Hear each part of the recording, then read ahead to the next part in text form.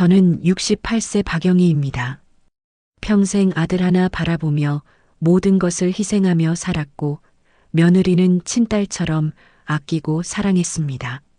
그런데 며칠 전 며느리에게 들은 단 한마디가 제 68년 인생을 송두리째 뒤흔들어 버렸습니다.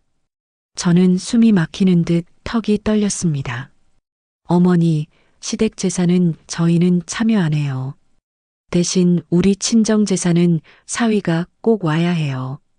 순간 제 귀를 의심했죠. 저는 너무 놀라서 며느리를 쳐다보았습니다. 시댁 제사는 싫어서 안 간다면서 친정 제사는 의무라니. 기가 막혀서 헛웃음이 나왔습니다. 그 한마디가 평생 아들과 시댁에 쏟았던 저의 모든 희생과 정성을 부정하는 칼처럼 느껴졌습니다. 저는 가슴에 손을 얹었습니다. 결혼 준비비, 혼수 지원, 전세금까지 제 돈을 아낌없이 쏟아부었는데 이제 와서 시댁은 필요 없다고 말하는 며느리, 그리고 그런 며느리 편만 드는 아들. 그날 밤 저는 조용히 결혼 당시 서류들을 꺼냈습니다. 전세 자금도 혼수 보탬도 그리고 결혼할 때 사준 집의 명의도 모두 제 이름이었습니다. 저는 혼잣말로 말했습니다. 그래, 너희가 시댁 제사가 싫다 했지. 그럼 시댁 돈도, 시댁 집도, 시댁 도움도 전부 없어지는 게 맞겠지? 다음 날 저는 부동산에 전화를 걸었습니다. 며느리 지수를 처음 만난 건 5년 전 봄날이었습니다.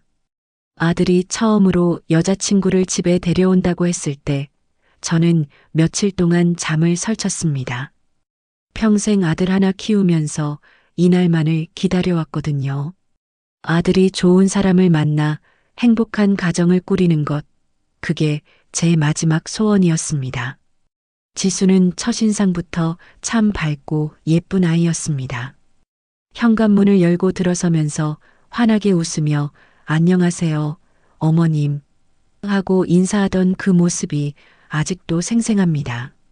손에는 백화점 쇼핑백을 들고 있었고 그 안에는 제가 좋아하는 한과가 정성스럽게 담겨 있었습니다. 어머님, 재현이가 어머님께서 한과를 좋아하신다고 해서요. 제가 유명한 집 찾아다니면서 골라봤어요. 저는 그 말에 감동받았습니다. 아들이 제 취향까지 여자친구에게 이야기했다는 것도, 지수가 그걸 기억해서 정성껏 준비했다는 것도 모두 고마웠습니다. 저는 지수의 손을 꼭 잡았습니다. 어머, 이렇게까지 신경 쓰지 않아도 되는데. 고마워요, 지수 씨. 아니에요, 어머님. 제가 하고 싶어서 한 거예요. 앞으로 자주 찾아뵙고 싶어요. 그날 저녁 식사 내내 지수는 제 말을 귀담아 듣고 제 농담에도 진심으로 웃어주었습니다. 설거지를 하겠다고 나서는 모습도 제가 말리면 어머님, 제가 할게요. 어머님은 쉬세요 하며 싱크대 앞에 서는 모습도 너무나 기특했습니다. 아들과 지수가 돌아간 후 저는 혼자 앉아 한참을 생각했습니다. 우리 아들이 정말 좋은 사람을 만났구나. 저런 며느리라면 나도 편히 늙을 수 있겠어. 그렇게 생각하니 가슴이 벅차올랐습니다. 그 이후로 지수는 한 달에 2~3번씩 저를 찾아왔습니다. 항상 빈손으로 오는 법이 없었고 제가 다음엔 그냥 와도 돼 하고 말해도 어머님, 제가 어머님 뵙는 게 좋아서 오는 건데 이 정도는 당연하죠 하며 웃었습니다. 어느 주말에는 아들 없이 지수 혼자 저를 찾아온 적도 있었습니다. 어머님, 오늘 재현이는 회사 일이 있어서 못 왔어요. 그래도 저는 어머님 뵙고 싶어서 왔어요. 저는 그 말에 눈시울이 뜨거워졌습니다. 며느리감이 시어머니 될 사람을 혼자 찾아온다는 건 쉬운 일이 아니거든요. 그날 우리는 함께 근처 시장에 가서 장도 보고 카페에서 차도 마시며 오붓한 시간을 보냈습니다.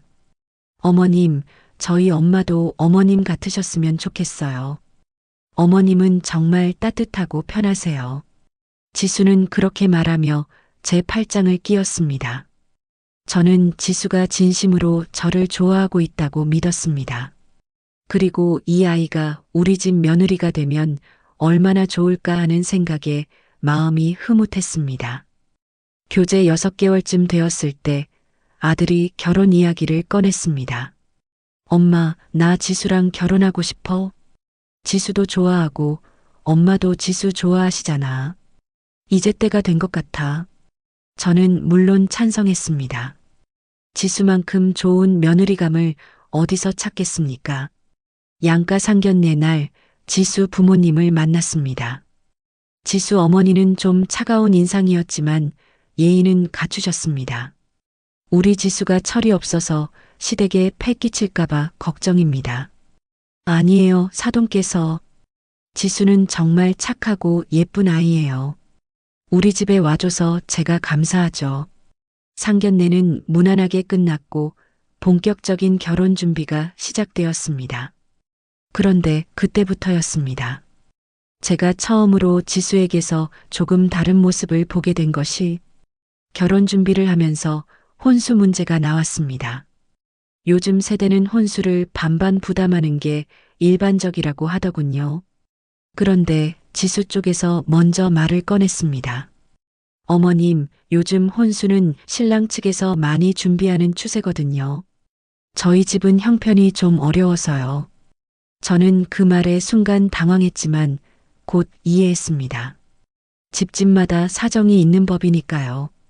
그리고 지수가 그동안 저를 얼마나 잘 대해줬는지 생각하면 이 정도는 제가 도와줄 수 있었습니다.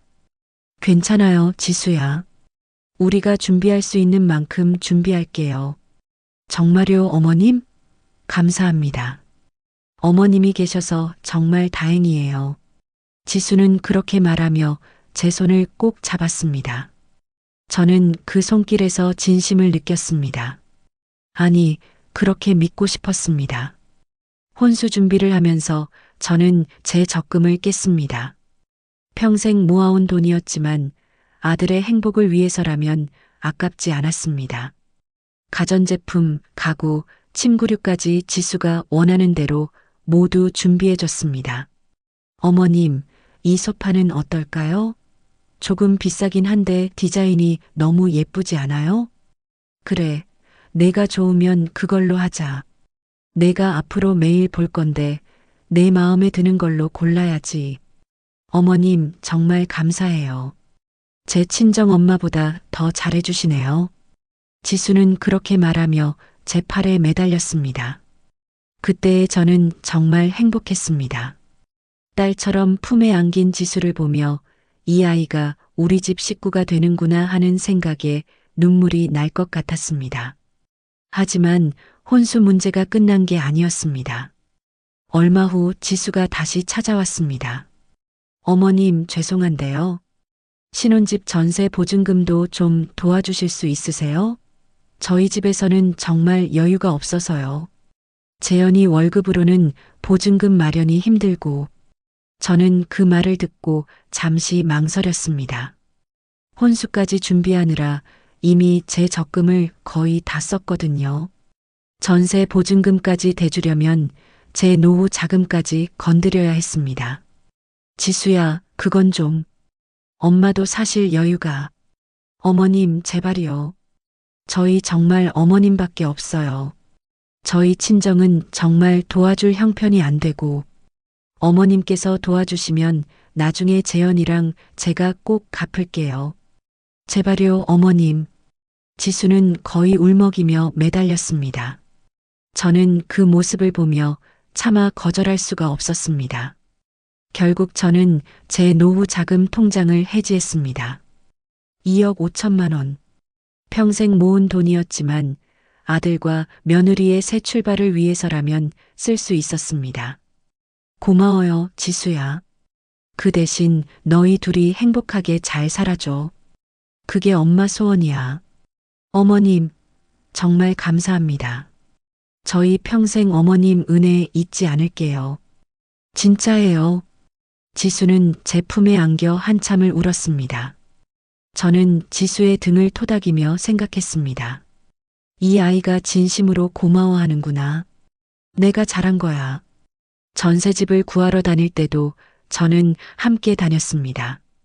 지수가 마음에 들어하는 집을 보며 저도 덩달아 기뻤습니다. 어머님, 이 집 어때요? 햇볕도 잘 들고 교통도 좋은데. 그래, 좋구나. 내가 여기서 행복하게 살면 좋겠다. 어머님 덕분에 이렇게 좋은 집에서 살 수 있어요. 정말 감사해요. 계약을 마치고 나오는 길, 지수는 계속 제 손을 잡고 다녔습니다. 저는 그 손길이 참 따뜻하게 느껴졌습니다. 드디어 결혼식 날이 왔습니다. 하얀 드레스를 입은 지수는 정말 아름다웠습니다. 식이 시작되기 전 지수가 저를 찾아왔습니다. 어머님, 오늘부터 어머님 진짜 딸이 될게요. 평생 잘할게요. 그래, 지수야. 엄마도 너를 진짜 딸처럼 아낄게. 우리는 서로를 꼭 껴안았습니다.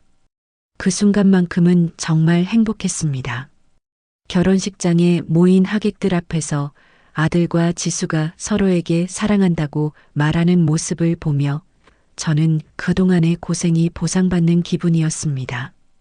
결혼 초기 몇 달은 정말 좋았습니다. 지수는 일주일에 한 번씩 저를 찾아왔고 전화도 자주 했습니다.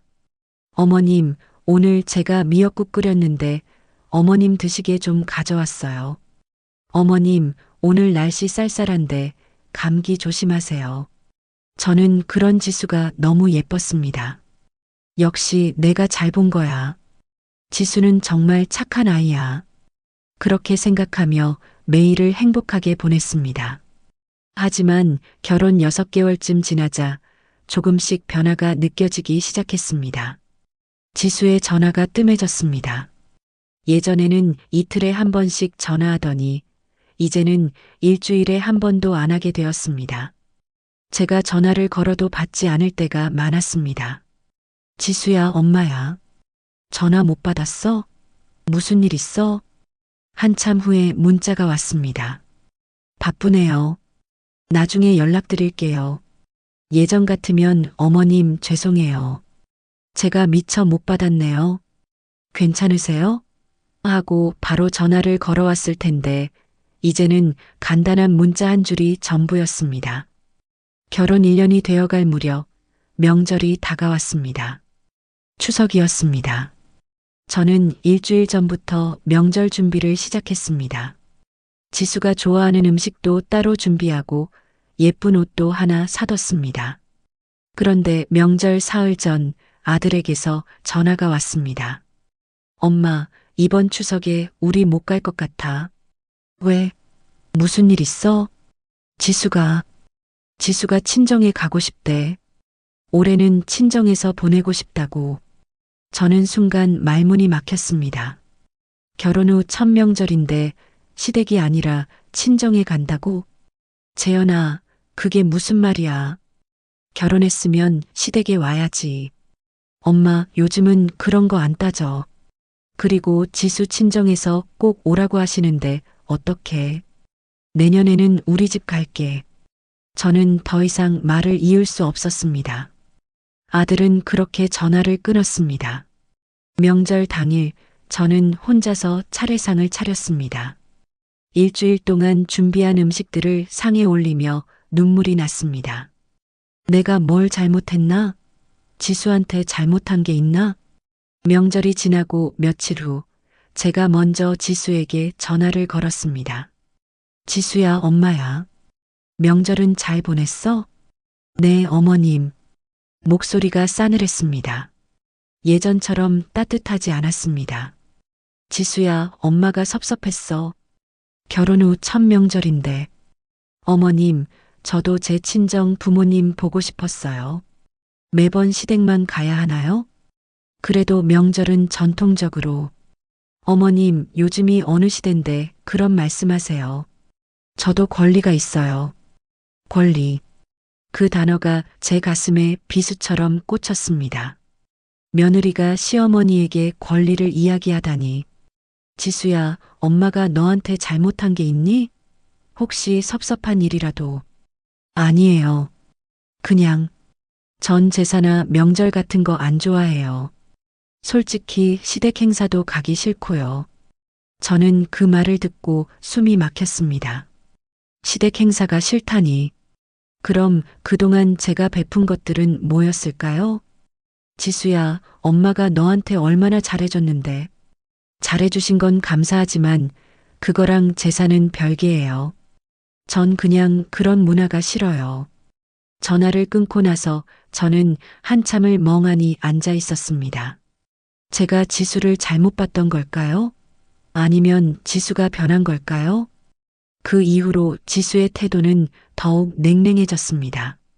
제가 문자를 보내도 읽씹만 하거나 답장이 와도 네, 알겠습니다. 같은 짧은 대답뿐이었습니다. 어느 날 저는 아들에게 조심스럽게 물었습니다. 재현아, 지수가 엄마한테 화난 일이라도 있니?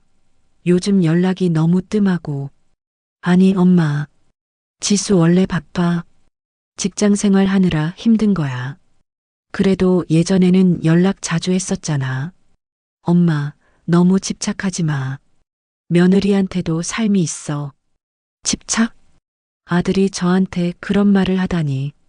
저는 그저 며느리가 걱정되어서 잘 지내는지 궁금해서 물어본 건데 그게 집착이라니. 시간이 지나면서 지수는 거의 집에 오지 않게 되었습니다. 1년에 한두 번, 그것도 아들이 억지로 데려올 때만 왔습니다. 그리고 와서도 휴대폰만 들여다보거나 저 피곤해요 하며 방에 들어가 쉬기만 했습니다. 제가 맛있는 음식을 해놔도 저 다이어트 중이에요 하며 거의 먹지 않았고 제가 말을 걸어도 네, 아니요로만 대답했습니다. 어느 날은 제가 용기를 내서 물었습니다. 지수야, 혹시 엄마가 잘못한 게 있으면 말해줄래? 엄마가 고칠게. 지수는 잠시 저를 쳐다보더니 이렇게 말했습니다. 어머님, 아무것도 잘못하신 거 없어요. 그냥 전 원래 시댁이랑 가까이 지내는 거 안 좋아해요. 개인적인 성향이에요. 개인적인 성향. 그럼 결혼 전에 저를 그렇게 잘 대해준 건 뭐였을까요? 연기였을까요? 저는 그날 밤 잠을 이룰 수가 없었습니다. 침대에 누워 천장만 바라보며 생각했습니다. 내가 뭘 잘못했나? 지수한테 부족하게 해준 게 있나? 아니면 너무 잘해줘서 당연하게 여기는 걸까? 결혼 2년 차가 되었을 때 시아버지 제사가 다가왔습니다. 제 남편, 아들의 아버지는 5년 전에 돌아가셨습니다. 매년 제사를 지내는데 이번에는 며느리도 함께 지내면 좋겠다고 생각했습니다. 재현아, 이번 할아버지 제사에는 지수도 꼭 오라고 해라. 이제 우리 집 며느리인데 제사에는 참석해야지. 알았어, 엄마. 지수한테 말해볼게. 그런데 제사 전날 아들에게서 전화가 왔습니다. 엄마, 지수가 제사 안 간다고 해. 미안해. 뭐? 왜? 지수가 제사 문화를 안 믿는데. 그냥 우리만 가자. 재현아, 그게 무슨 말이야. 제사는 조상을 모시는. 엄마, 요즘 시대에 누가 제사를 강요해. 지수도 권리가 있어. 또 권리. 저는 그 말을 듣고 전화를 끊었습니다. 제사 당일 저와 아들 둘이서 제사를 지냈습니다. 상을 차리면서 저는 계속 눈물이 났습니다. 남편, 당신도 이 꼴을 보고 있소? 우리가 그렇게 아끼던 며느리가 당신 제사도 안 온다오. 제사를 마치고 아들과 단둘이 앉아 있었습니다. 재현아, 지수가 정말 제사가 싫은 거니? 응, 엄마. 지수는 원래 그런 전통 문화를 안 좋아해. 그럼 결혼 전에는 왜 그렇게 잘했어? 엄마한테 그렇게 잘하더니. 엄마, 그때는 그때고 지금은 지금이지. 사람 마음이 변할 수도 있는 거 아니야. 저는 아들의 그 말에 더욱 상처받았습니다. 아들조차 며느리 편을 드는구나. 제가 키운 아들이 저를 이해해주지 않는구나. 그날 이후로 저는 며느리에 대한 기대를 완전히 접었습니다. 더 이상 전화하지 않았고 문자도 보내지 않았습니다. 어차피 답장도 제대로 안 올 텐데 무슨 소용이 있겠습니까? 그런데 몇 달 후 지수에게서 먼저 연락이 왔습니다. 어머님, 저희 집 보일러가 고장 났는데 수리비 좀 보내주실 수 있으세요? 저는 그 문자를 보고 허탈하게 웃었습니다. 평소에는 연락 한 번 안 하다가 돈이 필요할 때만 연락을 하는구나. 그래도 저는 돈을 보내줬습니다. 아들이 춥게 지낼까봐 걱정되었거든요. 하지만 지수에게서 돌아온 답장은 감사합니다라는 세 글자뿐이었습니다. 결혼 3년 차 어느 날 제가 아파서 병원에 입원했습니다. 급성 폐렴이었습니다. 아들에게 연락했습니다. 재현아, 엄마가 병원에 입원했어. 올 수 있겠니? 엄마, 무슨 일이야? 나 지금 바로 갈게. 아들은 퇴근 후 병원에 왔습니다. 하지만 혼자였습니다. 지수는 회식이 있대. 미안해, 엄마. 저는 고개를 끄덕였습니다. 더 이상 기대하지 않기로 했으니까요. 하지만 마음 한구석이 너무 아팠습니다.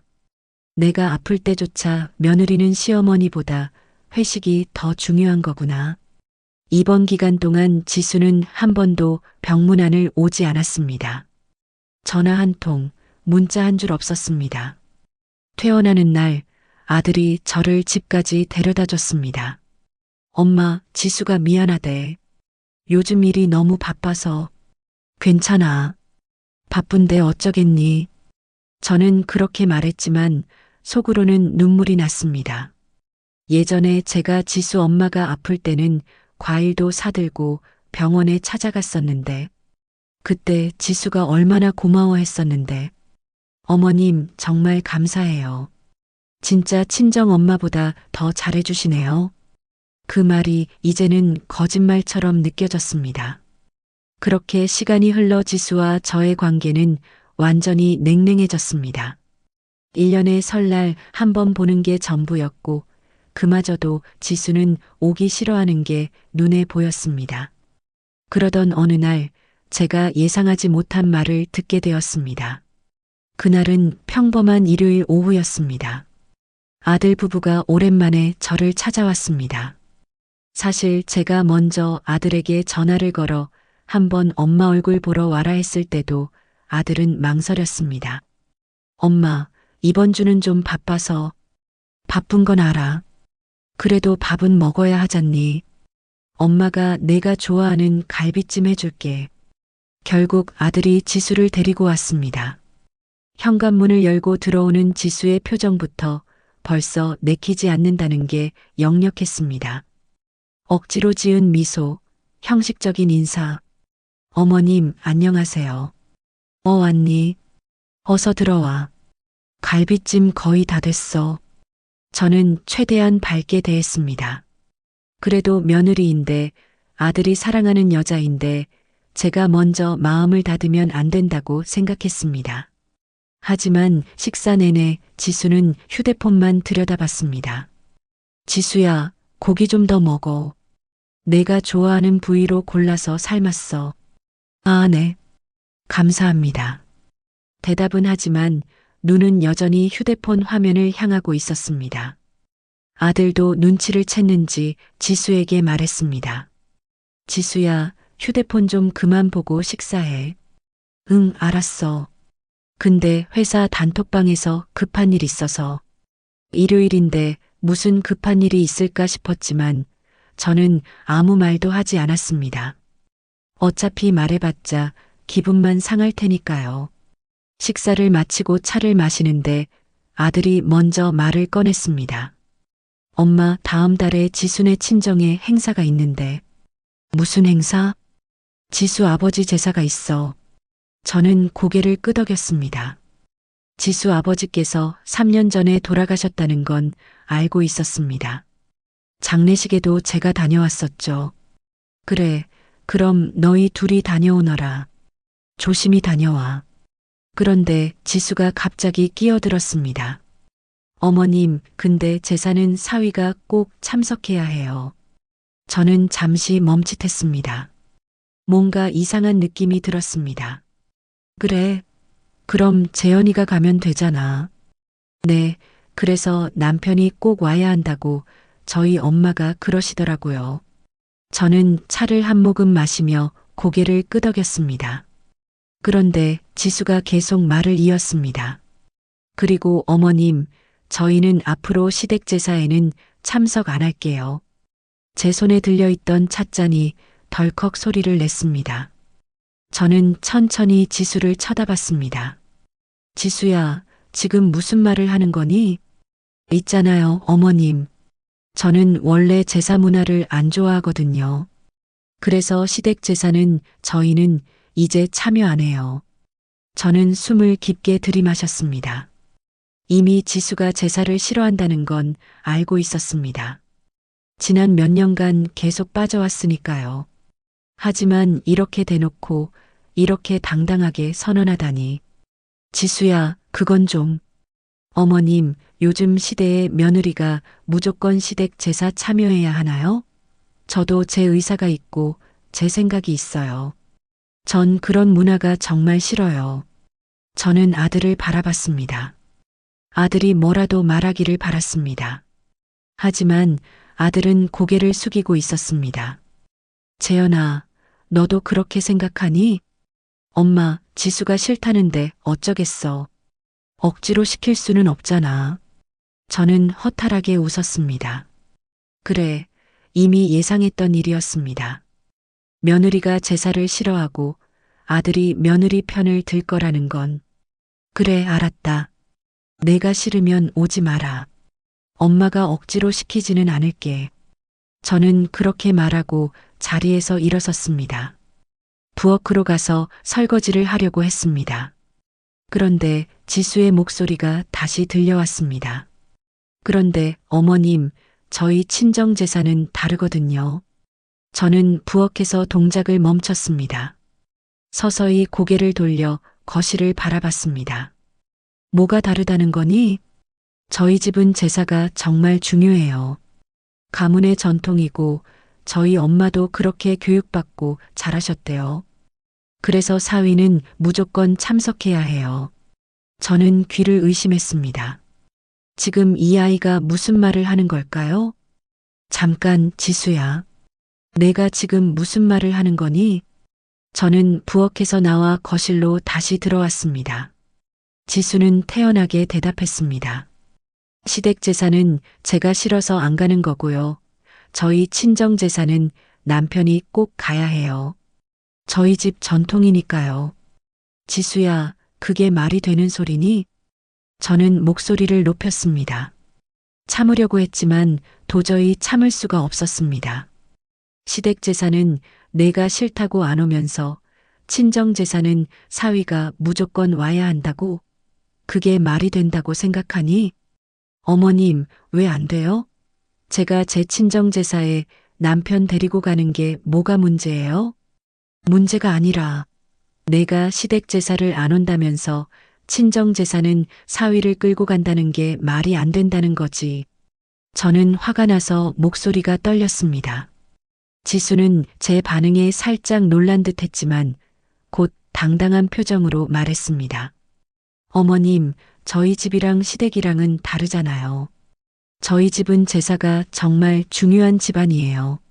저희 엄마도 그렇게 말씀하셨고요. 그럼 우리 집은? 우리 집 제사는 중요하지 않다는 거니? 전 그런 뜻으로 말한 게 아니라. 그럼 무슨 뜻으로 한 말이야? 저는 소리를 질렀습니다. 평생 며느리에게 한 번도 목소리를 높인 적이 없는 제가 소리를 지른 겁니다. 지수는 움찔했고 아들이 벌떡 일어났습니다. 엄마, 진정해. 왜 그래? 재현아, 너는 가만히 있어. 이게 말이 되는 소리니? 시댁 제사는 싫다고 안 오면서 친정 제사는 사위가 꼭 와야 한다고? 아들은 난처한 표정으로 지수를 바라봤습니다. 지수는 눈물을 글썽이며 말했습니다. 어머님, 저도 어쩔 수 없어요. 저희 엄마가 남편 안 데리고 오면 저한테 뭐라고 하시는데요? 제가 욕먹는 거 어머님은 상관없으세요? 저는 어이가 없어서 웃음이 나왔습니다. 그럼 나는 내가 욕먹는 건 상관없고 어머님은 뭘 욕먹으세요? 우리 동네 사람들이 뭐라고 하는 줄 아니? 며느리가 제사에도 안 온다고, 명절에도 안 온다고, 내가 며느리 교육을 못 시켰다고 수군수군하는 거 내가 아니? 지수는 입술을 깨물었습니다. 그건 저는 몰랐어요. 몰랐다고? 내가 시댁 제사를 거부하면 시어머니가 어떤 소리를 듣는지 생각도 안 해봤다는 거니? 지수는 대답하지 못했습니다. 저는 계속 말을 이었습니다. 지수야, 나는 내가 정말로 제사 문화가 싫어서 안 온다면 그나마 이해할 수 있어. 요즘 세대가 그런 전통을 싫어한다는 것도 알아. 하지만 내가 지금 하는 말은 이해할 수가 없어. 어머님, 시댁 제사는 내가 싫어서 안 오면서 친정 제사는 사위가 무조건 와야 한다고? 그럼 내가 제사 문화가 싫은 게 아니라 그냥 시댁이 싫은 거잖아. 저는 그 말을 하고 나서 잠시 멈췄습니다. 지수의 얼굴이 창백해졌습니다. 제가 핵심을 찔렀기 때문입니다. 어머님, 전 그런 게 아니라. 그럼 뭐야? 제사 문화가 정말로 싫으면 친정 제사도 안 가야 하는 거 아니니?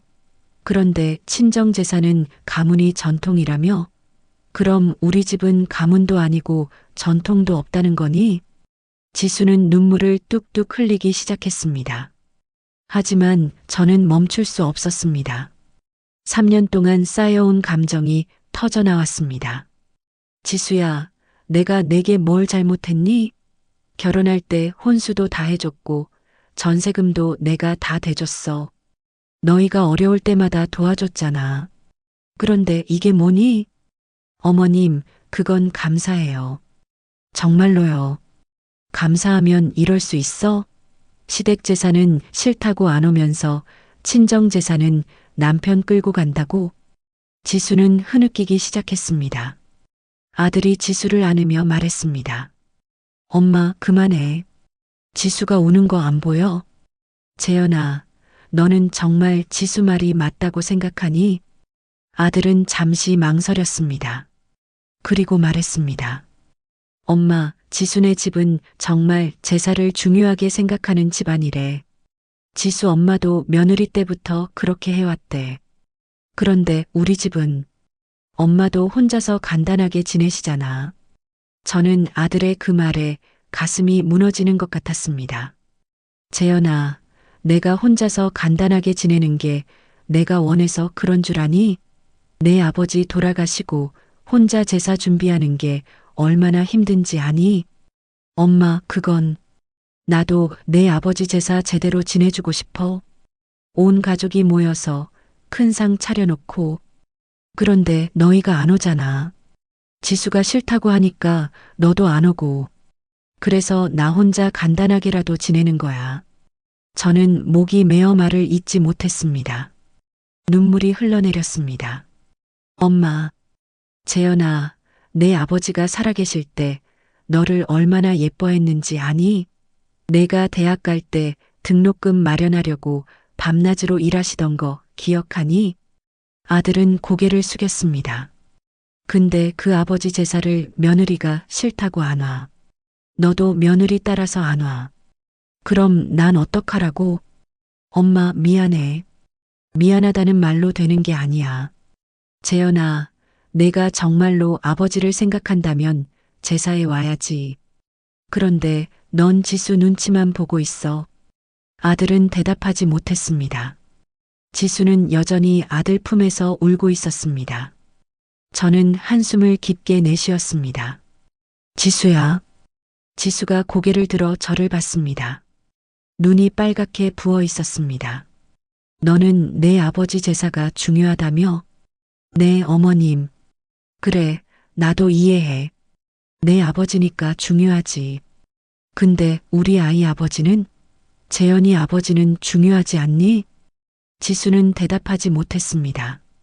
지수야, 내가 내 아버지 제사가 중요한 만큼 나도 내 남편 제사가 중요해. 그리고 재현이도 자기 아버지 제사가 중요해야 하는 거야. 어머님, 저도 그건 알아요. 근데, 근데 뭐? 근데 제가 시댁 제사 가면 저희 엄마가 저한테 뭐라고 해요? 시집 가면 다 시집 식구 되는 거냐?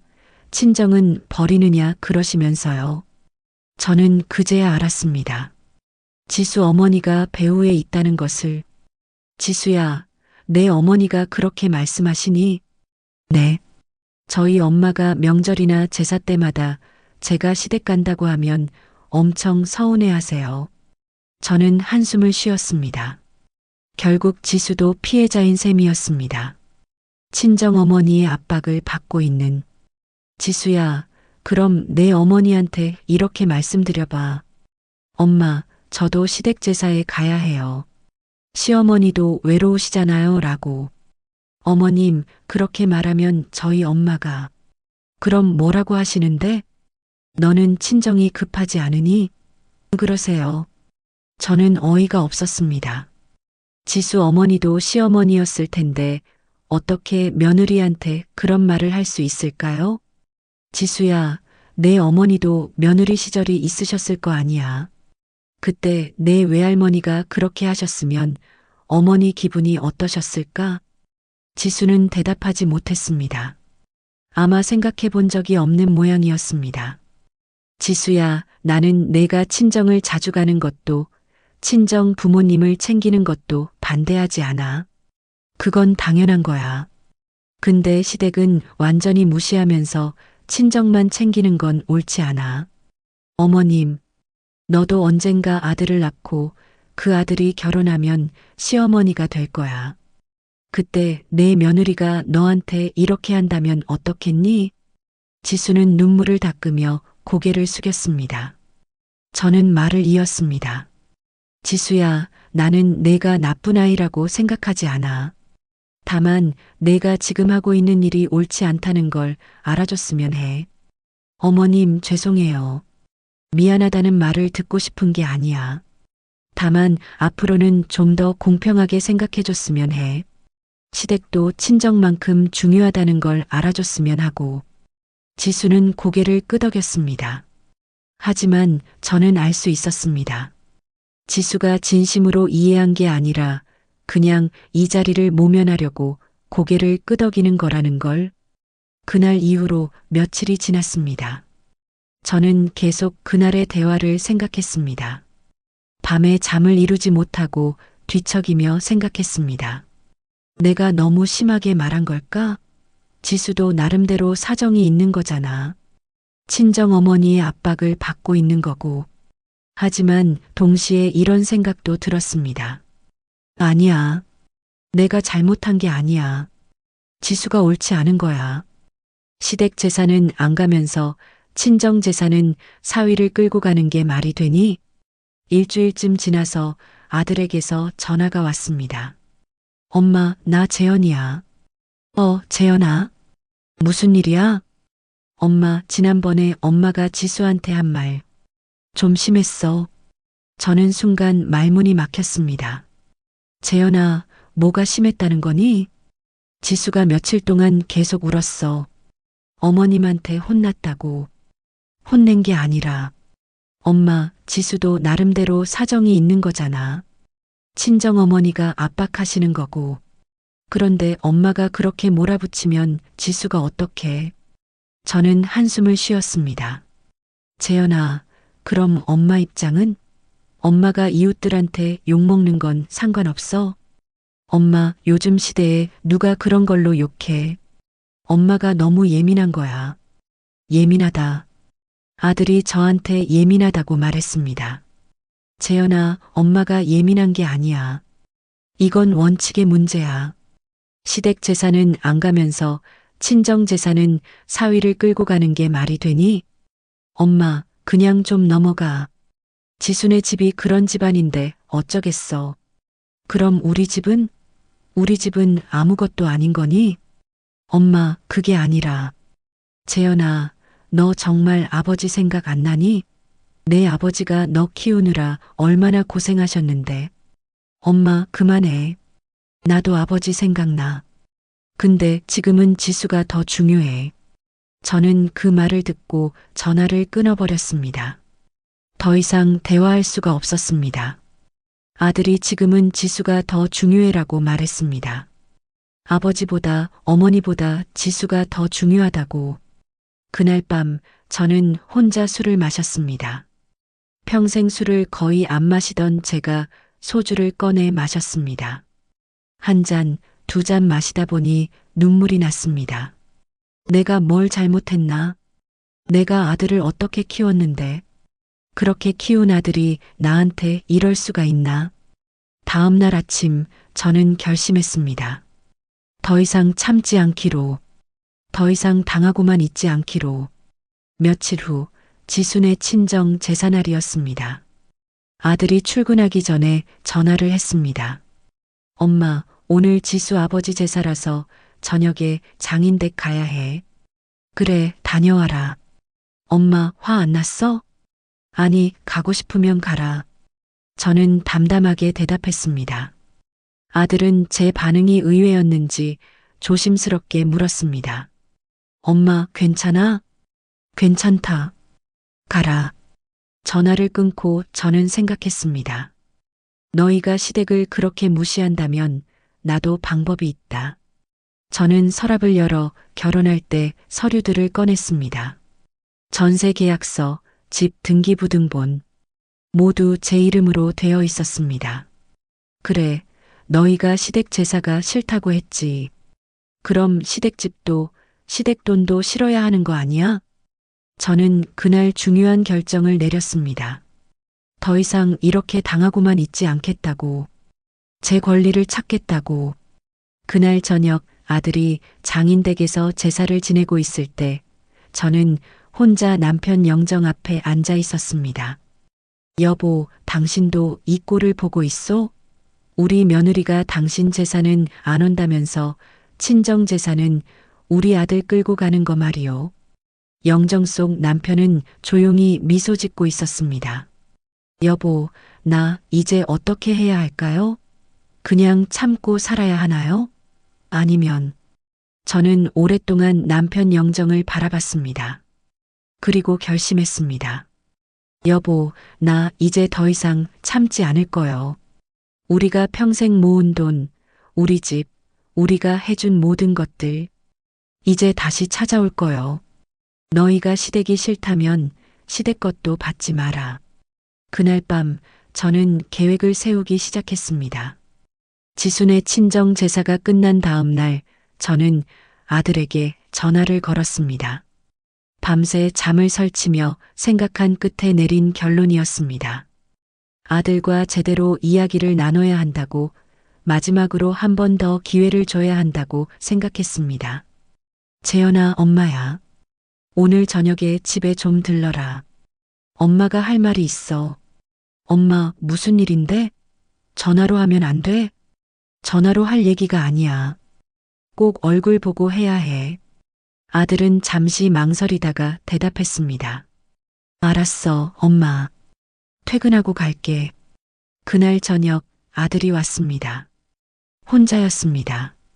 지수는 데려오지 않았습니다. 어쩌면 다행이었습니다. 아들과 단둘이 이야기하고 싶었으니까요.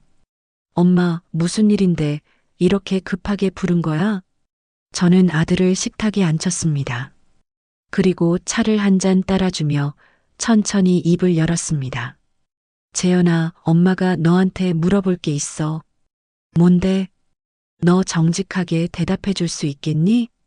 아들은 제 심각한 표정을 보고 긴장한 듯 했습니다. 응, 물어봐. 재현아, 너는 지수 말이 맞다고 생각하니? 시댁 제사는 안 가고 친정 제사는 사위가 꼭 가야 한다는 게? 아들은 잠시 침묵했습니다. 그리고 천천히 대답했습니다. 엄마, 그게 지순의 집이 그런 집안이잖아. 그건 나도 알아. 근데 내가 물어본 건 그게 아니야. 내 생각을 묻는 거야. 너는 그게 공평하다고 생각하니? 아들은 또 침묵했습니다. 대답을 회피하고 싶어 하는 게 눈에 보였습니다. 재현아, 대답해봐. 엄마한테 솔직히 말해줘. 엄마, 솔직히 말하면 나도 좀 이상하다고 생각해. 근데 지수가 그렇게 하고 싶다는데 내가 뭐라고 할 수 있겠어. 저는 한숨을 쉬었습니다. 역시 아들도 속으로는 알고 있었던 겁니다. 그게 옳지 않다는 걸. 재현아, 내가 이상하다고 생각하면서도 왜 아무 말도 안 하니? 엄마, 지수랑 싸우기 싫어서. 싸우기 싫어서? 저는 아들을 똑바로 쳐다봤습니다. 재현아, 너는 지수랑 싸우기는 싫으면서 엄마한테 상처 주는 건 괜찮니? 엄마, 그게 아니라. 그럼 뭐야? 너는 지금 엄마보다 지수가 더 중요한 거잖아. 아들은 대답하지 못했습니다. 저는 말을 이었습니다. 재현아, 엄마가 너를 어떻게 키웠니? 내 아버지 돌아가시고 혼자서 너 대학 보내고 취직시키고 결혼시켰어. 그런데 이제 와서 엄마보다 며느리가 더 중요하다고? 엄마, 미안해. 미안하다는 말로 되는 게 아니야. 저는 목소리를 높였습니다. 참으려고 했지만 참을 수가 없었습니다. 재현아, 너는 지금 내 아버지를 배신하는 거야. 내 아버지 제사에 안 오고 장인 제사에 가는 거잖아. 엄마, 내가 아버지를 배신한 게 아니야. 그냥 지수가.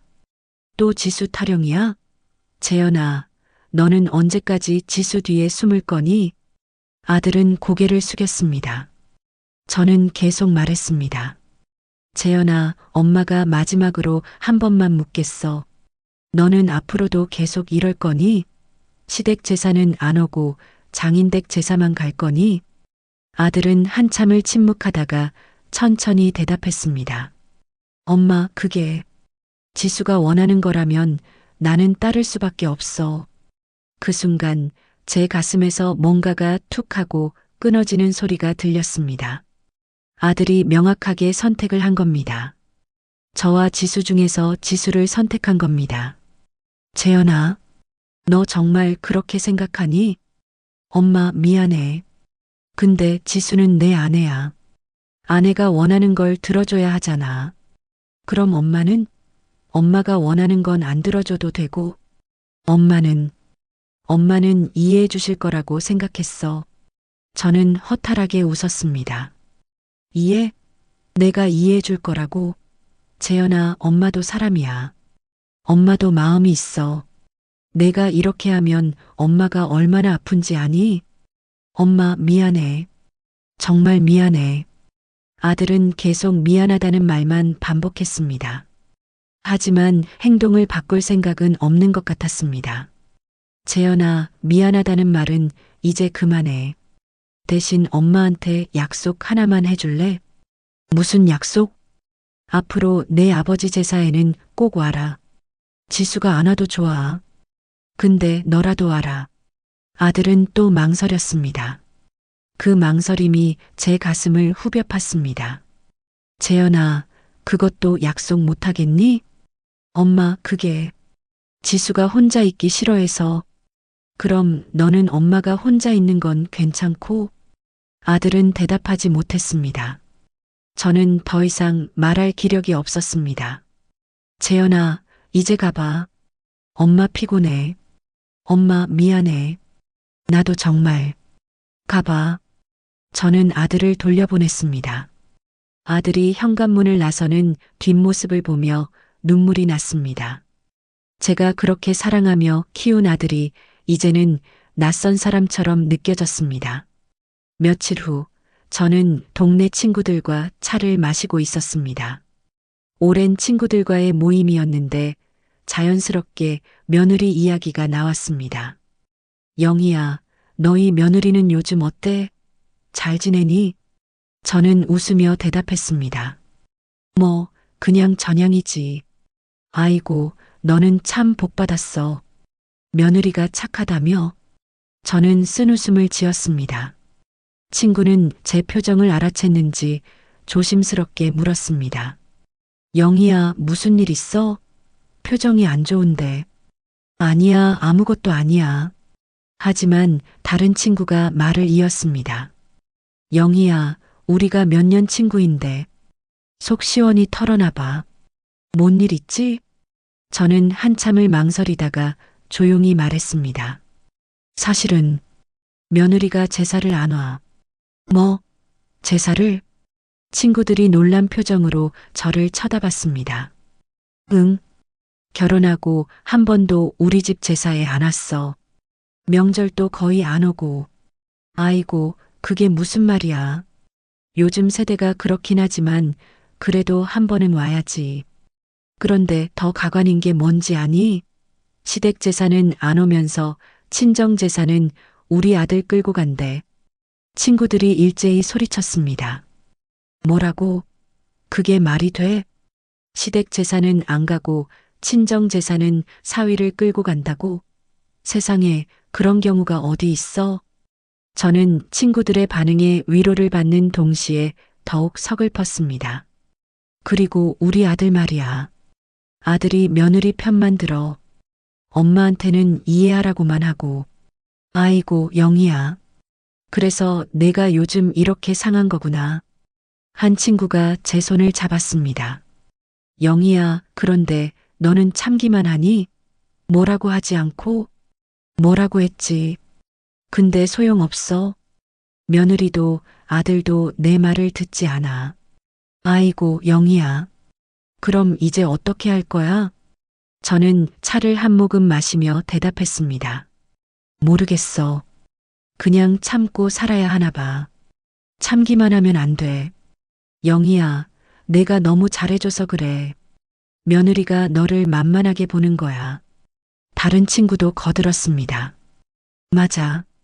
영희야, 너 결혼할 때 혼수도 다 해주고 전세금도 다 대줬다며?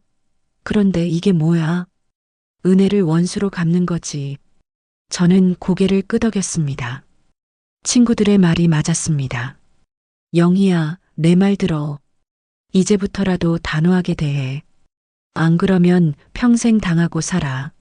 친구들의 조언을 들으며 저는 생각했습니다. 맞아. 이제부터라도 달라져야 해. 이대로 당하고만 있으면 안 돼. 집에 돌아온 저는 다시 한번 아들에게 전화를 걸었습니다. 재현아, 엄마야. 다음 주 일요일에 엄마 생일이잖아. 와줄 수 있겠니? 엄마, 다음 주 일요일? 그때 지수가 뭐? 지수가 친구들이랑 약속이 있대. 그럼 너라도 와라. 엄마 생일인데. 엄마, 미안한데 지수 혼자 두고 가기가 그래서. 저는 전화를 끊었습니다. 더 이상 들을 수가 없었습니다. 제 생일에도 못 온다는 겁니까? 며느리 친구 약속이 시어머니 생일보다 중요하다는 겁니까? 그날 밤 저는 혼자 울었습니다. 평생 눈물을 잘 흘리지 않던 제가 이불을 뒤집어 쓰고 소리내어 울었습니다. 내가 뭘 잘못했나? 내가 왜 이렇게 당해야 하나? 내가 무슨 죄를 지었나? 다음 날 아침 아들에게서 문자가 왔습니다. 엄마, 미안해. 생일 선물은 택배로 보낼게. 조금만 이해해줘. 저는 그 문자를 보고 핸드폰을 던져버리고 싶었습니다. 선물이 중요한 게 아니었습니다.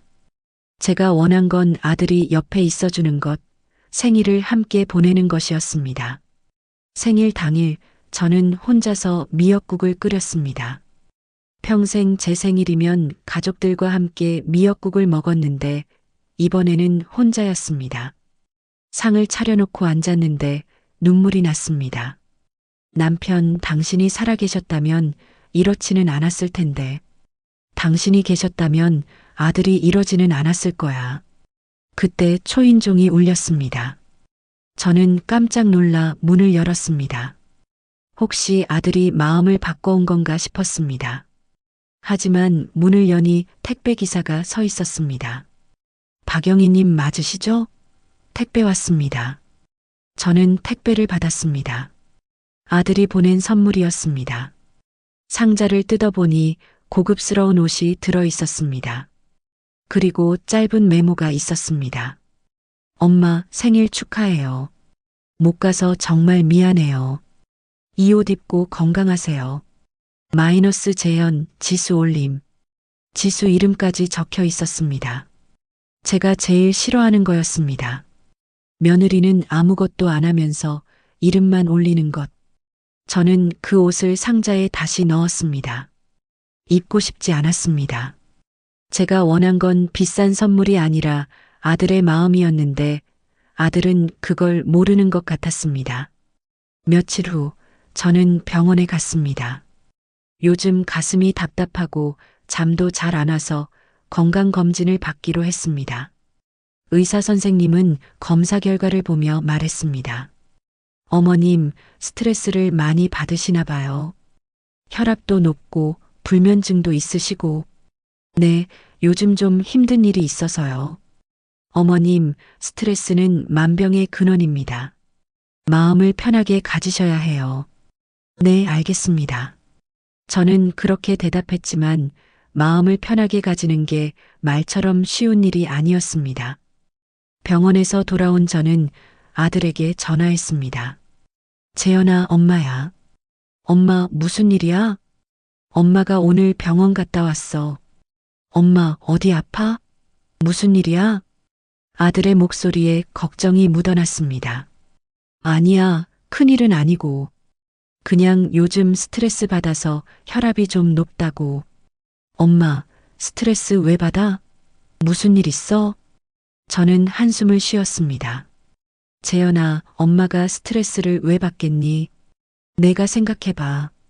전화선 너머로 침묵이 흘렀습니다. 아들도 알고 있었을 겁니다. 제가 왜 스트레스를 받는지. 엄마, 미안해. 재현아, 미안하다는 말은 이제 그만 들었어.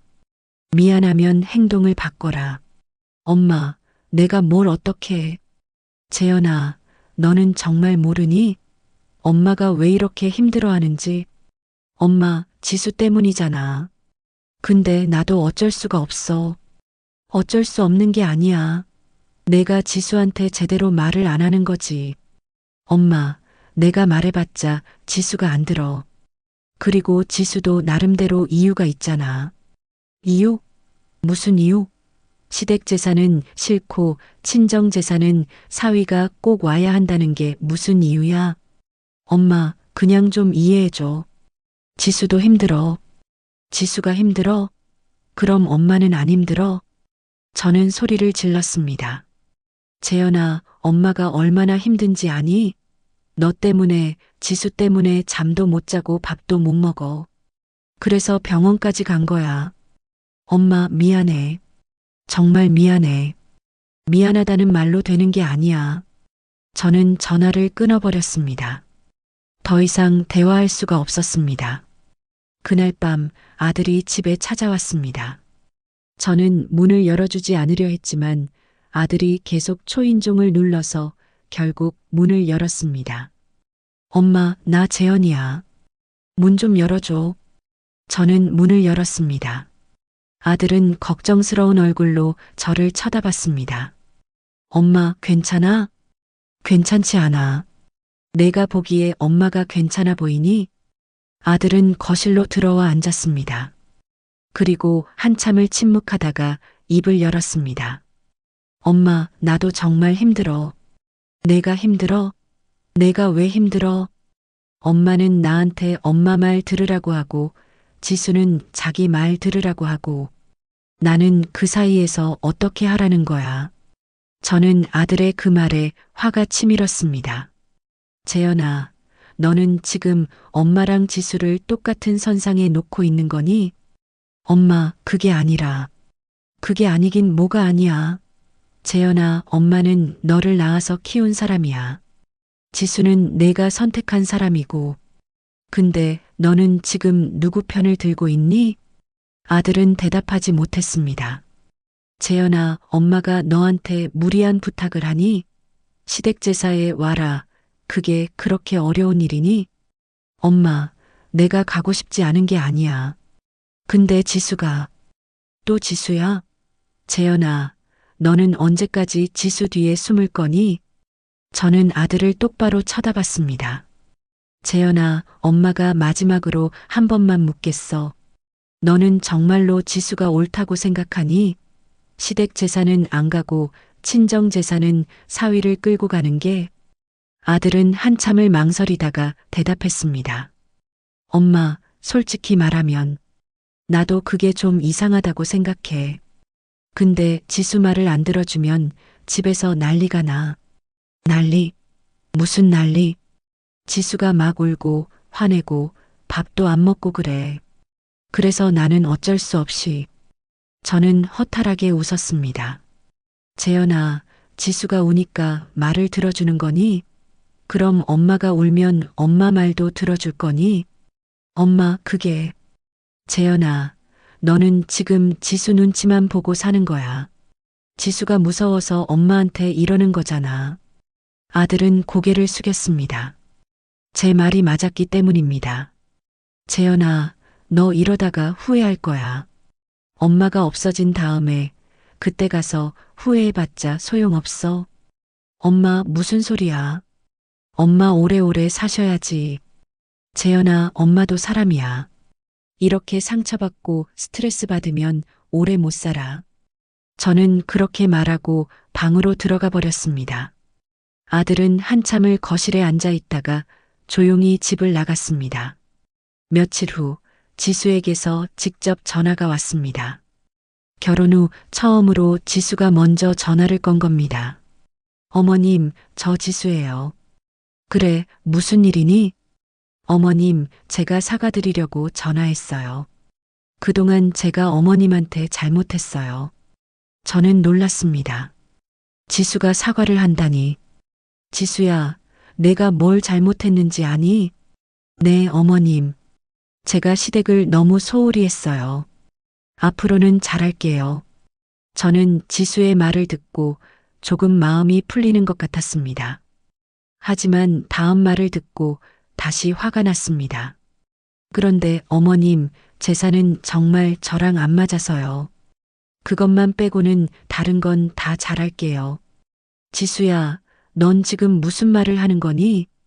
어머님, 저는 정말 제사 문화를 못 받아들이겠어요. 그거 하나만 이해해 주시면 다른 건 다 하겠습니다. 저는 전화를 끊었습니다. 지수는 여전히 변한 게 없었습니다. 사과하는 척 하면서 결국 자기 주장만 하는 겁니다. 그날 밤 저는 결심했습니다. 더 이상 이렇게 살 수 없다고, 뭔가 해야 한다고, 제 권리를 찾아야 한다고. 저는 서랍을 열어 결혼 서류들을 꺼냈습니다. 전세 계약서, 집 등기부등본, 혼수 영수증들 모두 제 이름으로 되어 있었습니다.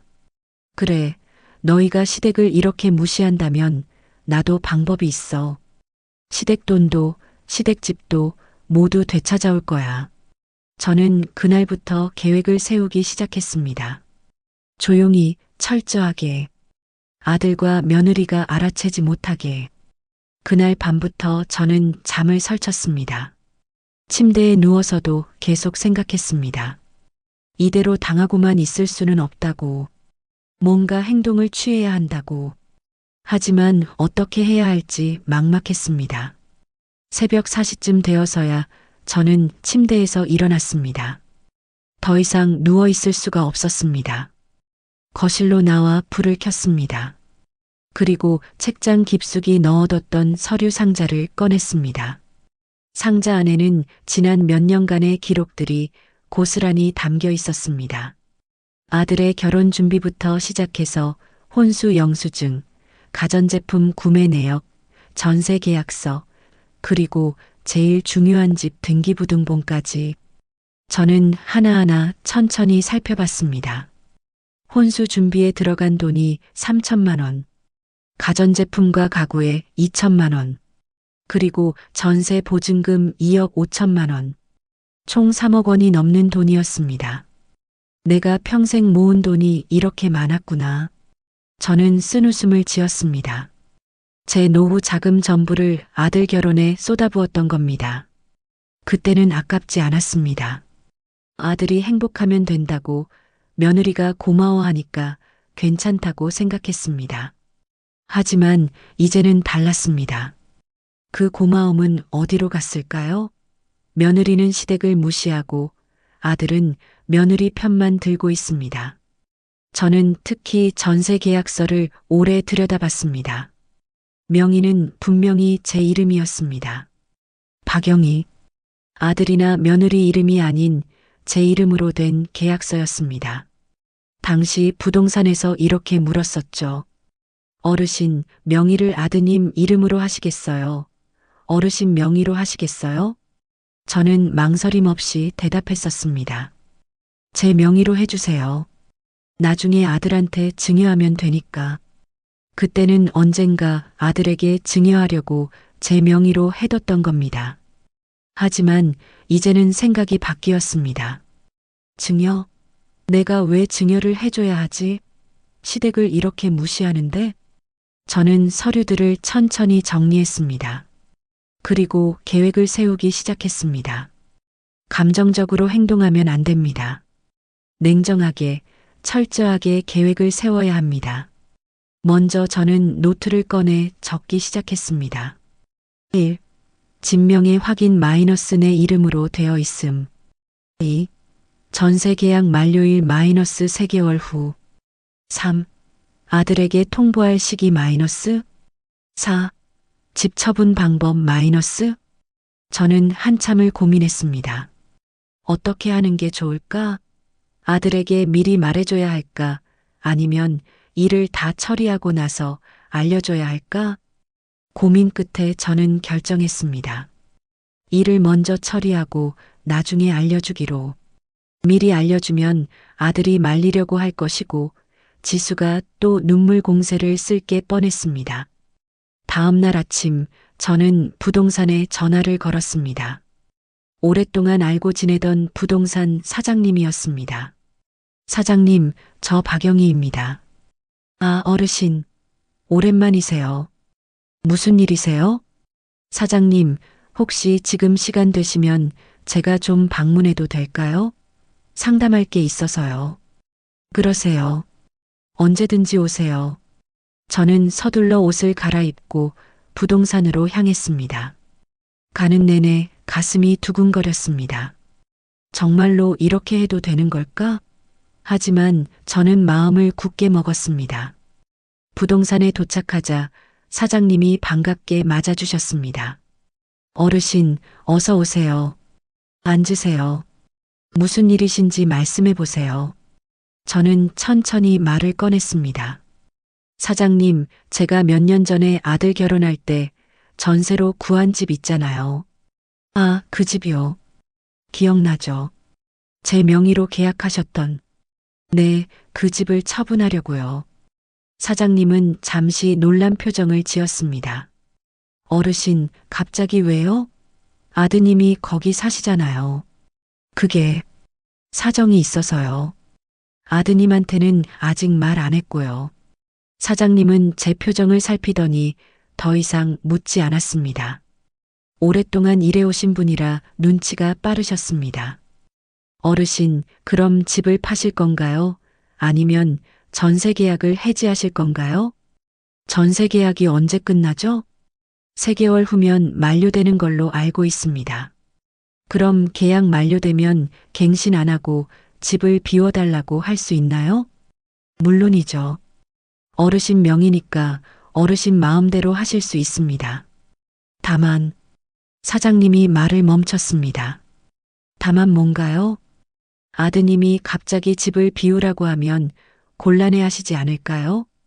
그건 제가 생각할 문제예요. 사장님은 법적으로 문제 없는지만 확인해 주세요. 법적으로는 전혀 문제 없습니다.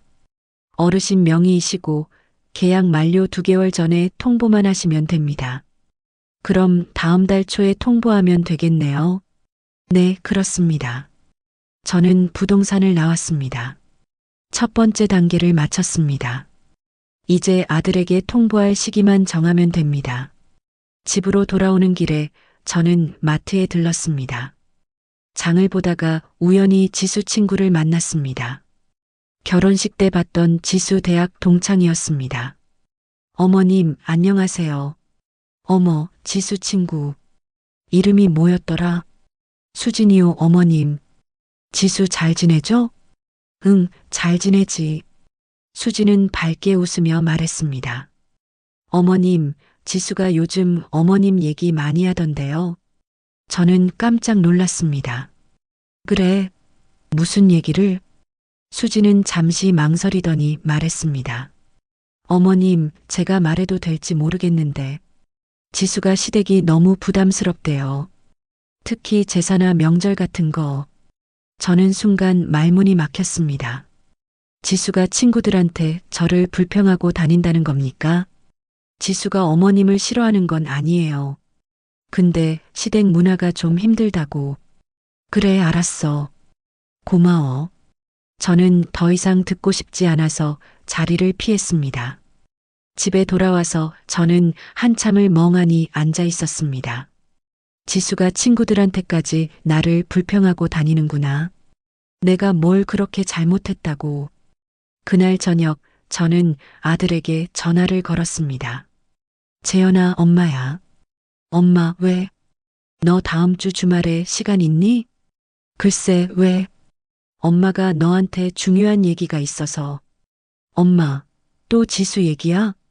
아들의 목소리에 짜증이 묻어났습니다. 그게 아니라 너희 집 전세 계약 얘기야. 전세 계약?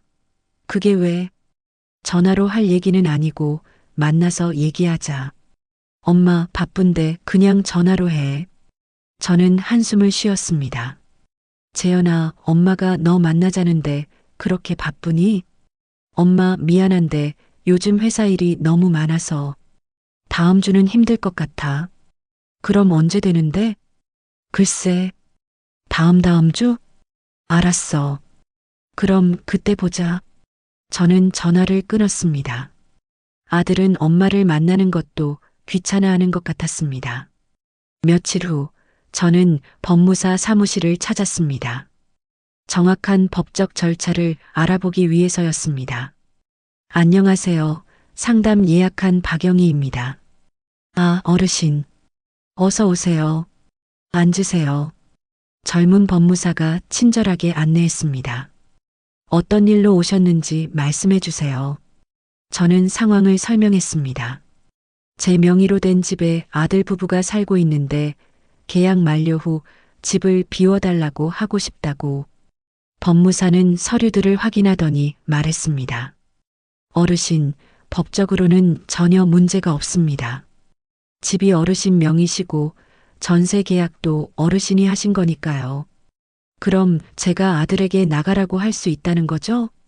네, 가능합니다. 다만 계약 만료 2개월 전에는 통보를 하셔야 합니다. 통보는 어떻게 하나요? 내용 증명으로 보내시면 됩니다. 저희가 대행해 드릴 수도 있고요. 그럼 부탁드려도 될까요? 물론입니다. 언제 보내드릴까요? 저는 잠시 생각했습니다. 전세 계약 만료가 3개월 후니까 다음 달 초에 보내면 딱 2개월 전이 됩니다. 다음 달 5일쯤 보내주세요. 알겠습니다. 그럼 준비해드리겠습니다. 법무사 사무실을 나오면서 저는 가슴이 두근거렸습니다. 정말로 이 일을 진행하고 있다는 게 실감이 났습니다. 집으로 돌아오는 길에 저는 공원에 들렀습니다. 벤치에 앉아 한참을 생각했습니다. 내가 정말 잘하는 걸까? 혹시 너무 심한 거 아닐까? 하지만 곧 마음을 고쳐먹었습니다. 아니야. 나는 잘못한 게 없어. 시댁을 무시하면서 시댁집에서 살겠다는 게 말이 안 되는 거지. 그때 옆 벤치에 앉아 계시던 할머니가 말을 걸었습니다. 아가씨, 무슨 고민이라도 있으세요? 아, 아니에요. 그냥 좀 생각할 게 있어서요. 나이가 들면 고민이 더 많아지죠. 나도 요즘 며느리 때문에 고민이에요. 저는 그 말에 귀가 번쩍 뛰었습니다. 며느리요? 네, 우리 며느리가 말이에요. 시댁은 무시하면서 친정만 챙기니 속이 상해요. 저는 그 할머니의 말에 공감이 갔습니다. 저도 비슷한 상황이에요. 그래요? 요즘 며느리들이 다 그런가 봐요. 내가 결혼했을 때는 안 그랬는데. 할머니는 어떻게 하세요? 뭐 어떻게 해요? 그냥 참고 살죠. 아들 속상하게 할 수도 없고. 저는 고개를 저었습니다. 저는 이제 참지 않으려고요. 오, 그래요? 어떻게 하실 건데요? 저는 할머니에게 제 계획을 간단히 말씀드렸습니다. 할머니는 놀란 표정으로 말했습니다. 어머, 그렇게까지 하시려고요? 네, 이대로 당하고만 있을 수는 없잖아요. 그렇긴 한데, 아드님이 서운해 하시지 않을까요? 서운해하면 어쩌겠어요. 제가 더 서운한데요. 할머니는 고개를 끄덕였습니다. 그래요, 맞는 말씀이에요. 우리도 존중받을 권리가 있죠. 저는 할머니와 한참을 이야기를 나눴습니다. 그리고 집으로 돌아왔습니다. 그날 밤 저는 일기를 썼습니다. 평소에 일기를 쓰지 않던 제가 그날은 쓰고 싶었습니다. 오늘 나는 중요한 결정을 했다. 아들 부부에게 집을 비워달라고 할 것이다. 사람들은 내가 너무 심하다고 할지도 모른다. 하지만 나는 확신한다. 이것이 옳은 일이라고. 시댁을 무시하면서 시댁의 도움은 받겠다는 것은 말이 안 된다. 나는 더 이상 당하고만 있지 않을 것이다. 다음 날 아침 저는 또 다른 준비를 시작했습니다. 아들 부부가 집을 나간 후 제가 어떻게 살 것인지 계획을 세워야 했습니다. 저는 노트에 적기 시작했습니다. 1. 집을 다시 전세로 내놓을까? 마이너스 보증금 받으면 생활비로 쓸 수 있음. 2. 아니면 내가 그 집으로 이사 갈까? 마이너스 지금 사는 집보다 더 좋음. 3. 아니면 집을 팔까? 마이너스 목돈이 생김. 저는 한참을 고민했습니다. 어떤 선택이 최선일까? 고민 끝에 저는 결정했습니다. 집을 다시 전세로 내놓기로. 그럼 보증금을 받아서 생활비로 쓸 수 있고 나중에 아들이 정신 차리면 그때 다시 생각해 볼 수도 있으니까요. 며칠이 지나고 마침내 다음 달 5일이 되었습니다. 법무사 사무실에서 연락이 왔습니다. 어르신, 오늘 내용 증명 발송했습니다. 내일이면 도착할 겁니다. 네, 감사합니다. 저는 전화를 끊고 깊은 숨을 내쉬었습니다. 이제 돌이킬 수 없습니다. 내일이면 아들이 내용 증명을 받을 것이고, 그럼 모든 게 시작될 것입니다. 그날 밤 저는 잠을 이룰 수가 없었습니다. 계속 뒤척이며 생각했습니다. 아들이 내일 내용 증명을 받으면 어떤 반응을 보일까? 화를 낼까? 아니면 이해해 줄까? 하지만 저는 이미 마음을 정했습니다. 아들이 어떤 반응을 보이든 저는 제 결정을 바꾸지 않을 것입니다. 다음 날 오후 아들에게서 전화가 왔습니다. 예상했던 대로였습니다. 엄마, 이게 무슨 짓이야? 아들의 목소리는 분노로 가득 차 있었습니다. 재현아, 무슨 일이니? 저는 모른 척 했습니다. 엄마, 왜 이런 걸 보낸 거야? 집을 비우라니. 아, 내용 증명 받았구나. 엄마, 장난해? 우리 보고 집을 나가라고? 장난 아니야. 진심이야. 엄마, 왜 이러는 거야? 갑자기 왜? 저는 침착하게 대답했습니다. 재현아, 갑자기가 아니야. 엄마가 오래 생각한 거야. 무슨 소리야? 우리가 어디 가서 살라고. 그건 너희가 알아서 할 일이야. 엄마, 진짜 이러는 거야? 정신 차려. 저는 아들의 화난 목소리를 들으며 가슴이 아팠습니다. 하지만 마음을 굳게 먹었습니다. 재현아, 엄마도 정신 차렸어. 너희가 시댁을 무시하면서 시댁집에서 사는 게 말이 안 된다는 걸 깨달았지. 엄마, 그게 무슨... 재현아, 너희가 시댁 제사가 싫다며? 시댁이 부담스럽다며? 그럼 시댁집도 필요 없잖아. 전화선 너머로 침묵이 흘렀습니다. 아들은 할 말을 잃은 것 같았습니다. 재현아, 2개월 안에 집 비워라.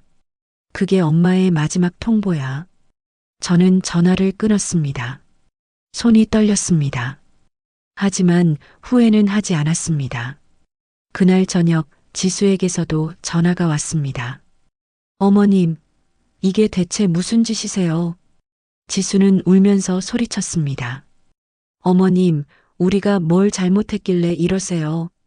지수야, 너희가 뭘 잘못했는지 정말 모르겠니? 저희가 뭘 잘못했는데요? 어머님이 너무하시는 거예요. 지수야, 시댁 재산은 싫다면서 시댁집에서 살겠다는 게 말이 되니? 지수는 울음을 멈추지 못했습니다. 어머님, 제발이요. 저희가 잘못했어요. 앞으로 잘할게요. 지수야, 늦었어. 이미 결정한 일이야. 어머님, 제발 다시 생각해 주세요. 저는 전화를 끊었습니다. 더 이상 들을 수가 없었습니다.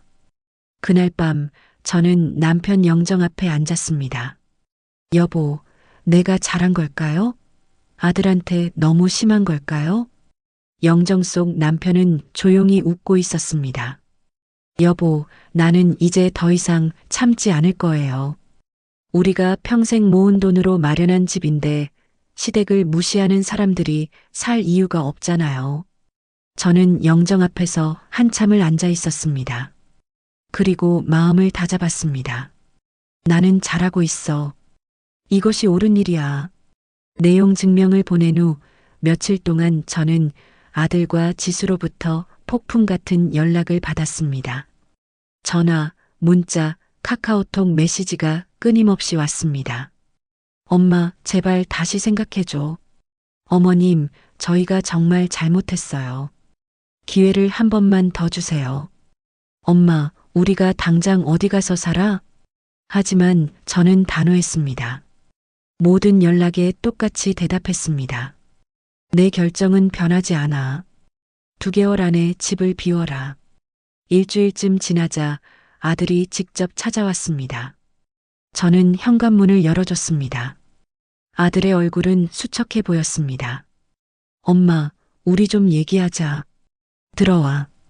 아들은 거실 소파에 앉았습니다. 저도 맞은편에 앉았습니다. 엄마, 진짜 이렇게까지 할 거야? 그래, 이미 결정한 일이야. 엄마, 우리가 갑자기 집을 구하는 게 얼마나 힘든지 알아?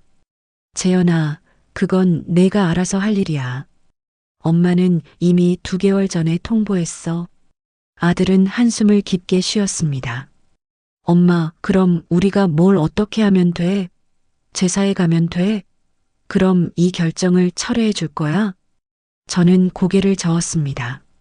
재현아, 이건 제사 문제만이 아니야. 그럼 뭔데?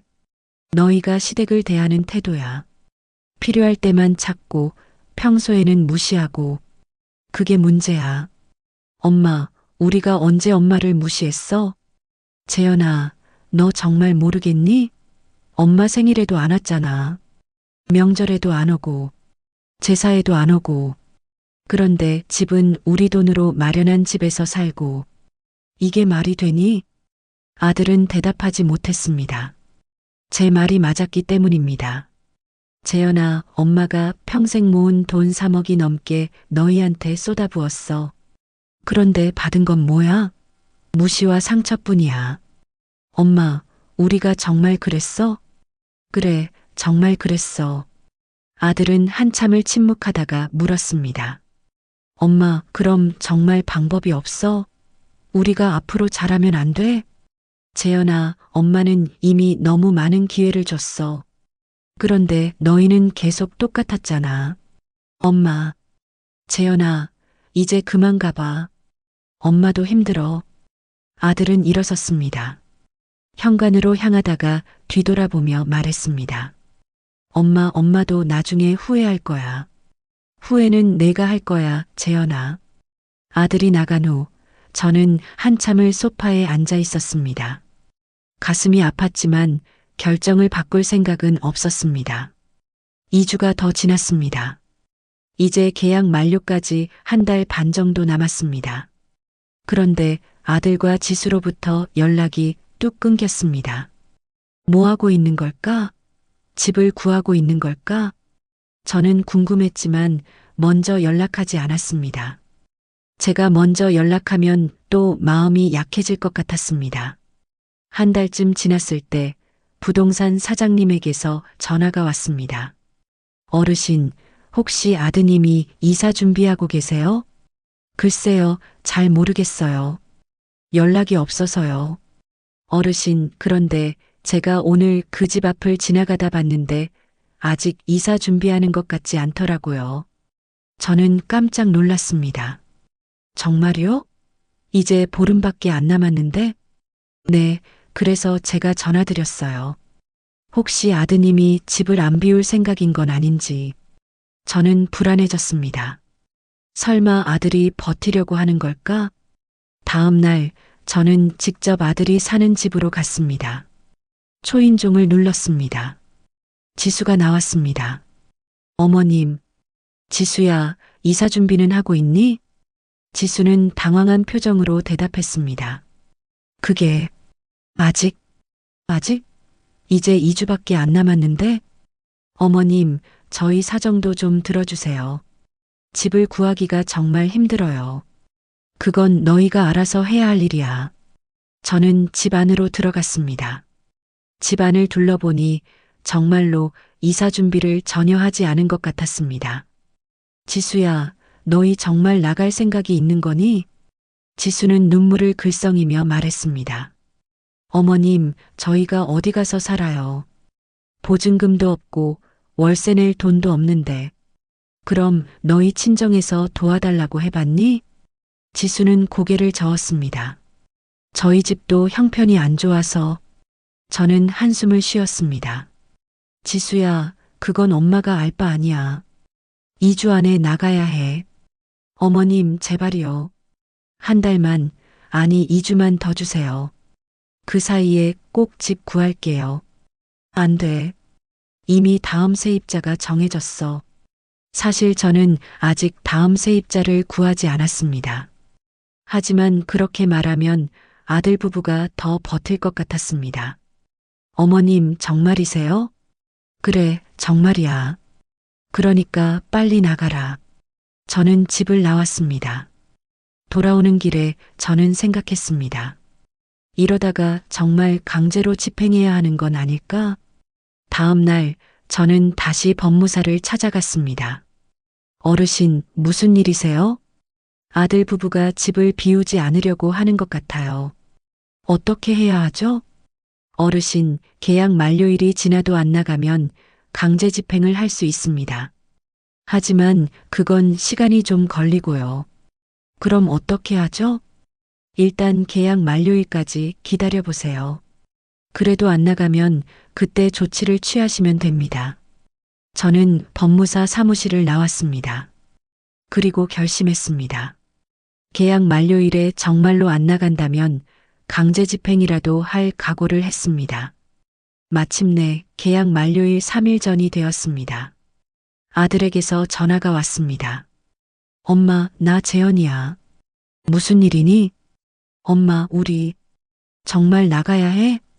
그래, 당연히 나가야지. 엄마, 3일 안에 집을 구하는 게 가능할 것 같아? 저는 단호하게 대답했습니다. 재현아, 그건 내가 알 바 아니야. 2개월 전에 통보했잖아. 내가 미루고 미룬 거지. 엄마, 우리 진짜 갈 데가 없어. 고시원이라도 가야 하나? 그건 내가 결정할 일이야. 엄마, 정말 매정하시네. 재현아, 엄마가 매정한 게 아니야. 너희가 자초한 일이야. 저는 전화를 끊었습니다. 계약 만료일 전날 저는 잠을 설쳤습니다. 내일이면 정말로 모든 게 끝납니다. 아들 부부가 집을 나갈 것입니다. 다음 날 아침 저는 일찍 일어났습니다. 그리고 아들이 사는 집 근처에 갔습니다. 멀리서 지켜보려고 했습니다. 오전 10시쯤 이삿짐 트럭이 도착했습니다. 저는 안도의 한숨을 쉬었습니다. 다행히 아들이 이사를 하는 것 같았습니다. 아들과 지수가 짐을 나르고 있었습니다. 2사람 다 지쳐 보였습니다. 저는 차 안에서 그 모습을 지켜봤습니다. 가슴이 아팠습니다. 제가 낳아서 키운 아들이 저렇게 힘들어하는 모습을 보니 마음이 아팠습니다. 하지만 저는 나가지 않았습니다. 제가 나가면 또 마음이 약해질 것 같았습니다. 오후 3시쯤 이사가 끝난 것 같았습니다. 이삿짐 트럭이 떠났습니다. 아들과 지수도 차를 타고 떠났습니다. 저는 차에서 내려 집으로 걸어갔습니다. 현관 비밀번호를 눌러보니 아직 그대로였습니다. 문을 열고 들어갔습니다. 집은 텅 비어 있었습니다. 가구도 짐도 모두 치워진 깨끗한 상태였습니다. 저는 빈 거실을 둘러봤습니다. 정말 끝이 났구나. 그때 제 핸드폰이 울렸습니다. 아들에게서 온 문자였습니다. 엄마, 이사 다 끝냈어. 열쇠는 우편함에 넣어뒀어. 엄마, 나중에라도 후회하지 마. 이건 엄마가 선택한 일이니까. 저는 그 문자를 읽고 눈물이 났습니다. 하지만 울지 않았습니다. 이미 선택한 길이었습니다. 며칠 후, 저는 부동산 사장님에게 연락했습니다. 사장님, 집 비었어요. 이제 새로운 세입자 구해주세요. 네, 어르신. 알겠습니다. 일주일쯤 지나자 새로운 세입자가 구해졌습니다. 젊은 신혼부부였습니다. 계약을 하러 온 그들을 보니 예전 제 아들 부부가 생각났습니다. 저 부부는 어떨까? 시댁을 잘 모실까? 계약이 끝나고 저는 보증금을 받았습니다. 2억 5천만 원. 제 통장에 그 돈이 들어오니 기분이 묘했습니다. 이 돈으로 뭘 하지? 이제 이 돈은 온전히 내 거야. 저는 그 돈을 제 노후 자금으로 쓰기로 결심했습니다. 더 이상 아들에게 줄 생각이 없었습니다. 한 달쯤 지났을 때 아들에게서 전화가 왔습니다. 이사 후 처음으로 온 연락이었습니다. 엄마, 나 재현이야. 그래, 무슨 일이니? 엄마, 우리 지금 고시원에서 살고 있어. 저는 가슴이 철렁했습니다. 고시원? 응. 월세집도 못 구하고 일단 고시원에 들어갔어. 지수랑 따로따로 살고 있어. 뭐? 따로? 응. 고시원이 1인실이라서 어쩔 수 없었어. 저는 말문이 막혔습니다. 신혼부부가 따로따로 고시원에서 산다니. 재현아. 엄마, 이게 다 엄마 때문이야. 엄마가 우릴 이렇게 만든 거야. 저는 그 말에 화가 났습니다. 재현아, 내 탓으로 돌리지 마. 이건 너희가 자초한 일이야. 엄마는 정말 우리가 이렇게 사는 게 괜찮아? 재현아, 너희가 시댁을 제대로 대했다면 이런 일은 없었을 거야. 엄마, 이제 와서 그런 말 해봤자 무슨 소용이야. 재현아, 너희가 지금이라도 정신 차리면 돼. 정신 차려? 어떻게? 우리한테 이제 남은 게 뭐가 있는데? 저는 한숨을 쉬었습니다. 재현아, 너희는 젊어. 다시 시작할 수 있어. 하지만 이번에는 제대로 하렴. 돈보다 중요한 게 사람이야. 가족이야. 엄마, 그런 말 하지 마. 엄마도 결국 돈 때문에 우리한테 이런 거 아니야? 재현아, 이건 돈 문제가 아니야. 존중의 문제야. 너희가 날 존중했다면, 시댁을 존중했다면 이런 일은 없었어. 엄마, 난 엄마를 용서 못해. 그래, 용서 안 해도 돼. 하지만 너 스스로는 용서해야 할 거야. 내가 잘못한 걸 인정하고. 저는 전화를 끊었습니다. 가슴이 아팠지만 제 결정이 틀렸다고 생각하지 않았습니다. 2달 후 예상치 못한 전화가 왔습니다. 지수의 친정어머니였습니다. 어머님, 저 지수 어머니입니다. 네, 무슨 일이세요? 어머님, 우리 사돈이 좀 만나서 얘기 좀 할 수 없을까요? 저는 잠시 망설였지만 만나기로 했습니다. 카페에서 만났습니다. 지수 어머니는 저를 보자마자 말했습니다. 사돈, 좀 너무하신 거 아니에요? 애들이 얼마나 힘들어하는데. 저는 차를 한 모금 마시고 대답했습니다. 사돈, 제가 왜 이렇게 했는지 아세요? 아무리 그래도 그렇죠. 애들을 고시원으로 내몬다는 게 말이 돼요? 사돈, 혹시 따님이 저희 집 제사에 몇 번이나 왔는지 아세요? 지수 어머니는 대답하지 못했습니다. 한 번도 안 왔어요. 결혼한 지 3년이 넘었는데 단 한 번도요. 그러면서 친정 제사는 사위가 꼭 와야 한다고 했어요. 그건 사돈, 그게 말이 된다고 생각하세요? 지수 어머니는 잠시 침묵했습니다. 사돈, 솔직히 말씀드릴게요. 제가 지수한테 시댁 제사 가지 말라고 한 건 맞아요. 저는 놀랐습니다. 예상은 했지만 직접 듣는 건 달랐습니다. 왜 그러셨어요? 제가 며느리 시절에 시댁에서 고생을 많이 했거든요. 그래서 우리 딸은 그렇게 살지 않았으면 했어요. 사돈, 그래서 시댁을 무시하라고 가르치신 거예요? 무시가 아니라 딸이 행복하길 바란 거예요. 저는 고개를 저었습니다. 사돈, 그건 잘못된 생각이에요. 사돈이 시댁에서 고생하셨다고 해서 따님이 시댁을 무시해도 된다는 건 말이 안 돼요. 그건 사돈, 따님은 지금 젊어요. 다시 시작할 수 있어요. 하지만 제대로 배우고 시작해야죠. 시댁과 친정을 공평하게 대하는 법을요. 지수 어머니는 한참을 침묵하다가 말했습니다. 사돈, 그럼 이제 어떻게 할 건데요? 계속 이렇게 둘 건가요? 사돈, 그건 아이들이 결정할 일이에요. 제가 바라는 건 아이들이 정신을 차리는 거예요. 무엇이 옳은지 깨닫는 거고요. 그래도 너무 가혹한 거 아니에요?